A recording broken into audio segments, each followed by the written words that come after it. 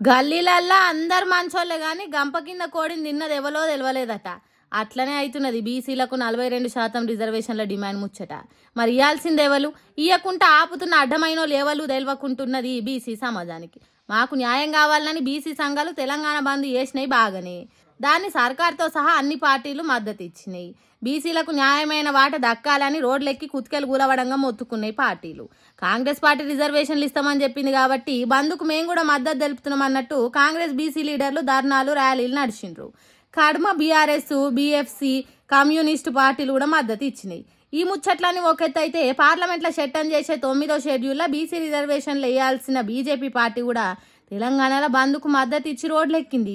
MP Etela Rajender జెండాలు దండిగా పట్టుకొని బీజేపీ దండును ఎంబటేసుకొని ధర్నాకు దిగిండు. అంటే మొత్తానికి కేంద్ర ప్రభుత్వం మీదకి రాష్ట్ర బీజేపీ పార్టీ ఫైటింగ్కు దిగిందన్నమాట. దీంతో తెలంగాణ బీజేపీ పార్టీ కార్యకర్తల ధైర్యానికి మెచ్చుకుంటున్నారు. సొంత పార్టీ చేయాల్సిన పని చేస్తలేదని ధర్నాలు రాస్తారోకోలు చేస్తున్నారంటే గొప్ప ముచ్చటే కదా. కాకపోతే ఢిల్లీ బీజేపీ మీద తెలంగాణ బీజేపీ పార్టీలే ఫైటింగ్ చేస్తున్నట్టు వాళ్ళకు కూడా తెలియదు కావచ్చు పాపం. మరి లేకుంటేంది, బీసీలకు 42% రిజర్వేషన్లు ఇచ్చుడు రాష్ట్ర ప్రభుత్వంతోని కాదని సీఎం రేవంత్ రెడ్డికి తెలుసు. బీసీలకు న్యాయం చేసుడు కేంద్ర ప్రభుత్వంతోనే అవుతుందని బీజేపీకి తెలుసు. అయినా రెండు పార్టీలు, రెండు సర్కార్లు బీసీలను పిచ్చోలని చేస్తున్నాయి. అందరి ధర్నాలల్లో, బంధులల్లో పాల్గొని బీసీలల్లో గందరగోళం సృష్టిస్తున్నాయి.